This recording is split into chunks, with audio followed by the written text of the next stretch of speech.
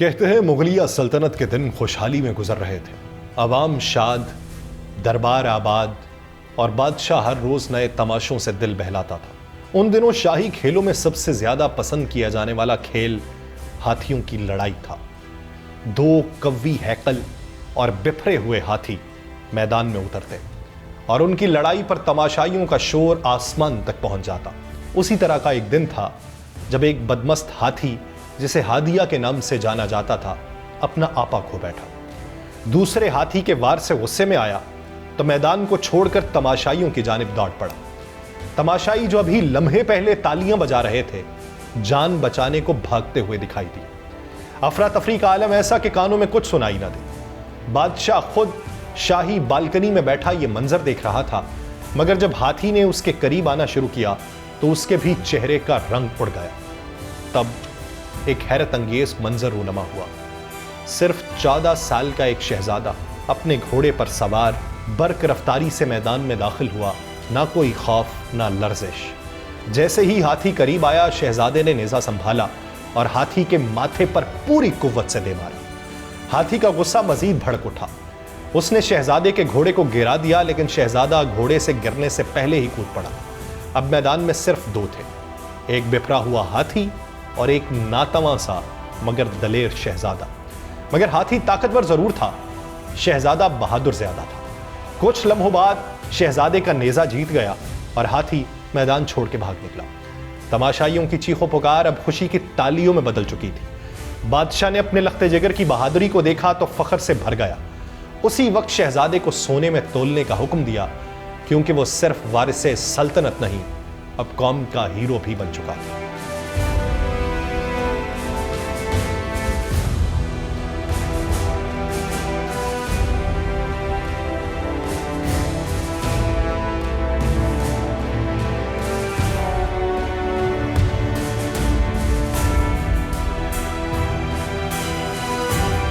آپ سب پر سلامتی ہو، میں یاسر رشید ہوں۔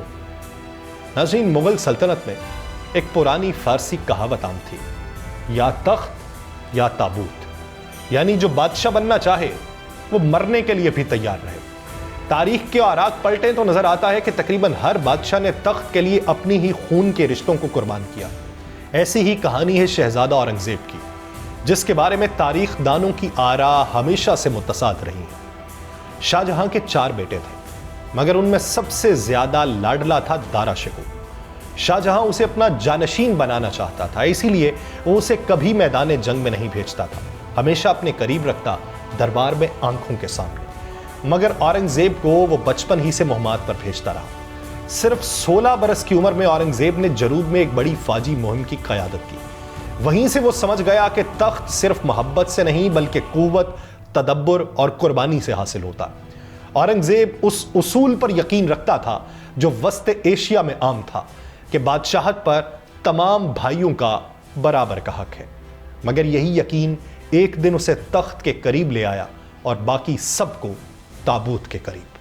شاہ جہاں کے بیٹوں میں صرف دارا شکوہ ہی ایسا تھا جو کبھی میدان جنگ میں نہ گیا، نہ ہی سیاست کی پیچیدگیوں سے واقف تھا۔ مراد بخش کو گجرات اور شاہ شجاع کو بنگال کی طرف روانہ کیا گیا، مگر دارا شکوہ بادشاہ کا چہیتا بیٹا ہمیشہ دربار میں ہی رہا۔ یہی وجہ تھی کہ جب سلطنت کے تاج کا فیصلہ وقت کے ہاتھوں لکھا جا رہا تھا، دارا شکوہ سیاسی بصیرت اور چالاکی میں اورنگزیب کا مقابلہ نہ کر سکا۔ پھر 1659 کا وہ دن آیا جب دارا شکوہ اور اس کا 14 سالہ بیٹا سفر شکوہ اپنے ہی قابل اعتماد آدمی ملک جیون کے ہاتھوں گرفتار ہو کر دلی لائے گئے۔ گرمی کا سیزن تھا، ہوا میں حبس تھا۔ دارا اور اس کا بیٹا ایک خارش زدہ بیمار ہاتھی پر سوار کر کے دلی کی گلیوں میں گھمائے گئے۔ ان کے جسم کو جھنڈوں کے اندر لپیٹا گیا اور پیچھے ننگی تلوار لیے ایک سپاہی اس طاق میں تھا کہ اگر کسی نے فرار کی کوشش کی تو وہیں سر تن سے جدا کر دیا جائے۔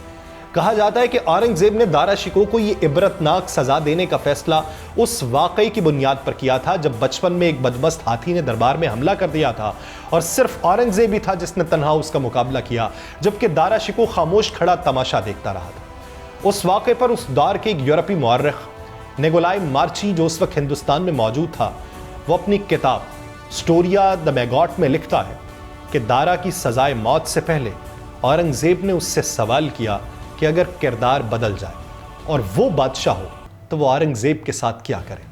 تو دارا شکوہ نے جواب دیا کہ میں تمہیں یا تمہاری بیوی کو 4 ٹکڑوں میں کٹوا کر دلی کے 4 دروازوں پر لٹکوا دیتا۔ یہ محض تخت کی جنگ نہیں تھی، یہ تھا 2 بھائیوں کے درمیان وہ زخم جو برسوں پرانا تھا اور جس کا انتقام تخت پر بیٹھنے کے بعد پورا کیا گیا۔ اورنگزیب عالمگیر 3 نومبر 1618 کو دکن کے علاقے دھات میں پیدا ہوا۔ وہ مغل شہنشاہ شاہجہاں اور ممتاز محل کا بیٹا تھا۔ اورنگزیب کا بچپن اسلامی تعلیمات کے ساتھ ساتھ ادب اور خطاطی میں مہارت حاصل کرنے میں گزرا۔ وہ اپنے والدین کا چہیتا بیٹا تھا، لیکن مغل سلطنت کا تخت حاصل کرنے کے لیے اس نے اپنے بھائیوں سے سخت مقابلہ کیا۔ اورنگزیب کی پہلی بیوی دلرس بانو بیگم تھی، جسے ربیہ دورانی کے نام سے بھی جانا جاتا ہے۔ وہ صفوی خاندان سے تعلق رکھتی تھی اور اس کا مقبرہ تاج محل سے مماثلت رکھتا ہے۔ دوسری بیوی رحمت النساء بیگم تھی، جنہیں نواب بائی کے نام سے بھی جانا جاتا ہے، اور تیسری اور آخری بیوی اورنگ آبادی محل تھی۔ اورنگزیب کے 5 بیٹے تھے: محمد سلطان، بہادر شاہ، محمد اعظم شاہ، محمد اکبر اور کام بخش، اور اس کی 5 بیٹیاں بھی تھیں۔ اس کی ذاتی زندگی اور بیویوں کے ساتھ تعلقات نے ایک دلچسپ باب تشکیل دیا، لیکن جب وہ تخت پہ بیٹھا تو اس کے اقدامات تاریخ کا حصہ بنے۔ 31 جولائی 1658 کو اورنگزیب نے ابو مظفر معی الدین کے لقب سے تخت نشین ہو کر حکمرانی کا آغاز کیا۔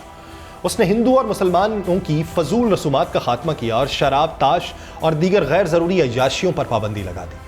اس کے حکم سے درشن جنوکا کی رسم ختم کر دی گئی اور بادشاہ کو سلام کرنے کا اسلامی طریقہ رائج کیا گیا۔ سجدہ کرنے اور ہاتھ اٹھانے کی عادات بھی موقوف کر دی گئی۔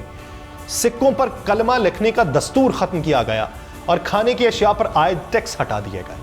اورنگزیب کو ایک متقی، پرہیزگار، مدبر اور اعلیٰ درجے کا منتظم بھی سمجھا جاتا ہے۔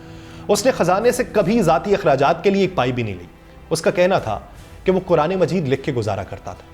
اورنگزیب ایک سلجھا ہوا ادیب بھی تھا اور اس کے خطوط میں گہری علمی بصیرت ہوتی تھی۔ اس کے حکم پر فتاوی عالمگیر کے نام سے ایک مجموعہ تصنیف کیا گیا جو فقہ اسلامی میں ایک ممتاز مقام رکھتا ہے۔ اورنگزیب وہ پہلا بادشاہ ہے جس نے قرآن مجید حفظ کیا۔ تاریخ کی روایات کے مطابق تخت نشین ہونے سے پہلے ہی اورنگزیب نے قرآن کا ایک حصہ حفظ کیا اور بادشاہ بننے کے بعد مکمل قرآن کو حفظ کر لیا۔ اس نے فنون جنگی میں بھی مہارت حاصل کی، جیسے گھڑ سواری اور تیر اندازی۔ اس کے علاوہ دینی علوم اور حدیث کی تعلیمات پر بھی بہترین گرفت رکھی۔ اورنگزیب عالمگیر نے قرآن مجید کے نسخے بڑی خوبصورتی سے لکھے اور ایک نسخہ حرمین شریفین بھی بھیجا۔ لاہور کی بادشاہی مسجد میں آج بھی اس کے ہاتھ سے لکھا ہوا ایک قرآن کا نسخہ موجود ہے۔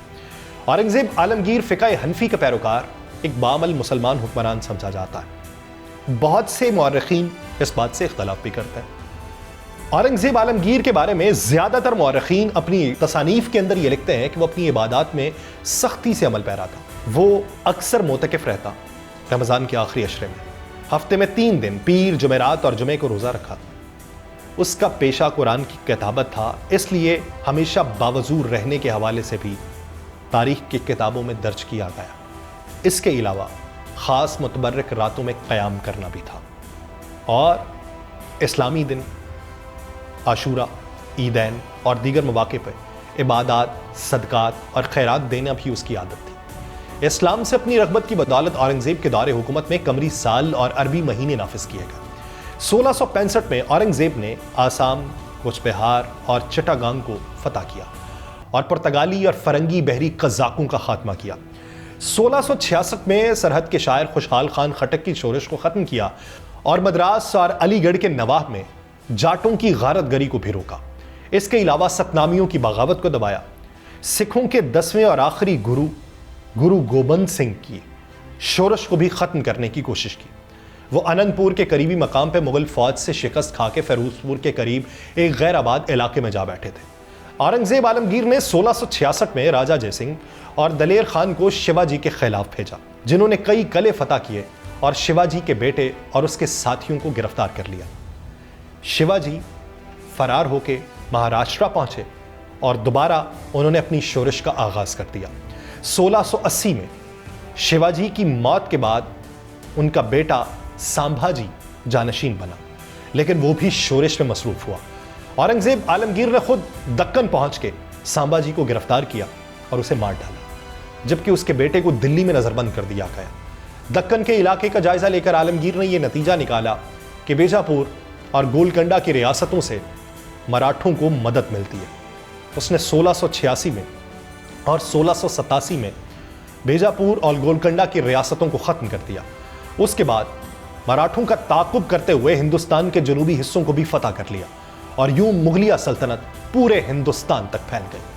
لیکن اورنگزیب عالمگیر انڈیا کی اکثریتی برادری میں مقبولیت حاصل کرنے میں ناکام رہا۔ انڈین افراد کے درمیان اورنگزیب کی تصویر ایک سخت گیر مذہبی ذہنیت والے بادشاہ کی ہے جو ہندوؤں سے نفرت کرتا تھا اور جس نے اپنے بڑے بھائی دارا شکو کو اپنے سیاسی مفاد کے لیے نہیں بخشا۔ علامہ محمد اقبال نے اورنگزیب کو اس خطے میں دین اسلام کا محافظ اور مجاہد قرار دیا تھا۔ ان کے مطابق اس خطے میں اسلام کی موجودگی کا سبب اورنگزیب ہے اور اللہ تعالیٰ نے ہندوستان میں سے عالمگیر کو منتخب کیا۔ کئی مسلمان تاریخ دانوں جیسے مولانا شبلی نعمانی اور رشید اختر ندوی نے اورنگزیب کو ان الزامات سے بری قرار دیا ہے اور اسے ایک جابر حکمران نہیں سمجھا۔ اورنگزیب کو اکثر ایک سخت گیر حکمران کے طور پہ پیش کیا جاتا ہے، لیکن مسلم تاریخ دانوں کے علاوہ مشہور امریکی تاریخ دان ایڈوٹریٹ ٹرسٹی نے بھی اس بات کو واضح کیا ہے کہ اورنگزیب پر عائد الزامات غلط ہیں۔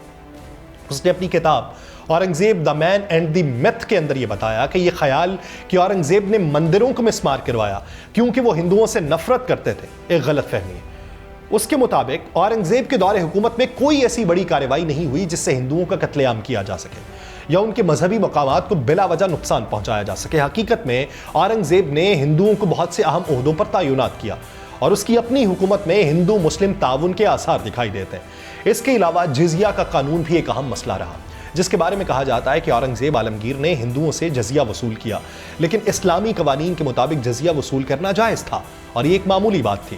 اورنگزیب نے صرف ہندوؤں ہی نہیں بلکہ مسلمانوں سے بھی زکوٰۃ کے قوانین پہ سختی سے عمل کروایا۔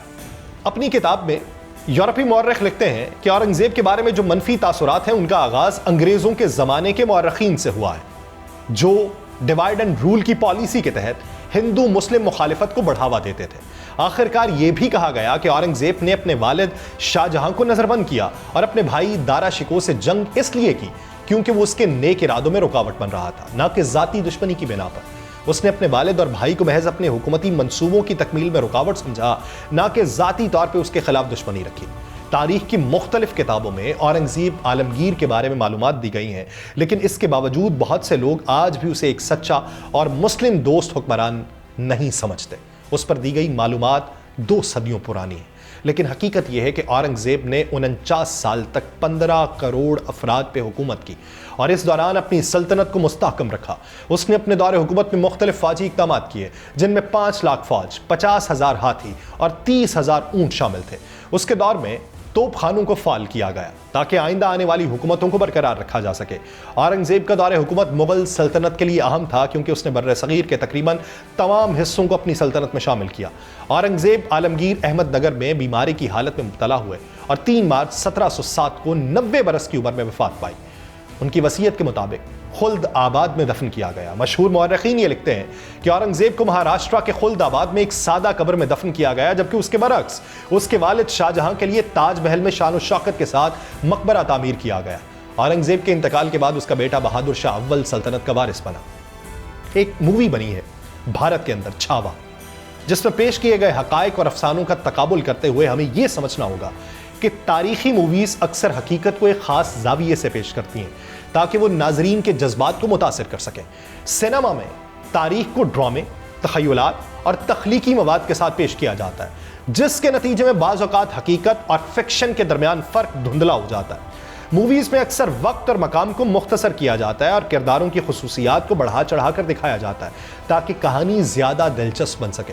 اس کے علاوہ تاریخی حقائق میں بعض اوقات چمک دمک یا تبدیلی کی جاتی ہے تاکہ وہ فلم کی کہانی کے مطابق آئے، اور یہ اس بات کا اشارہ ہے کہ بعض جزوی حقائق کو توڑ مروڑ کر پیش کیا جا سکتا ہے۔ مثال کے طور پہ اورنگزیب کی شخصیت کو بعض اوقات ظلم اور جابرانہ حکمران کے طور پہ دکھایا جاتا ہے، جبکہ بعض مورخین اسے ایک متقی حکمران اور دین اسلام کا محافظ سمجھتے ہیں۔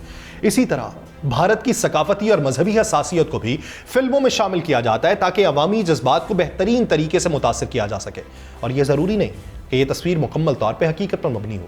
اسی طرح چھاوا، یہ اس جیسی تاریخی موویز میں بعض اوقات حقائق کو تخلیقی انداز میں پیش کیا جاتا ہے جس سے سچائی اور جھوٹ کے درمیان فرق واضح نہیں ہو پاتا۔ مجھے دیجیے اجازت، اللہ نگہبان۔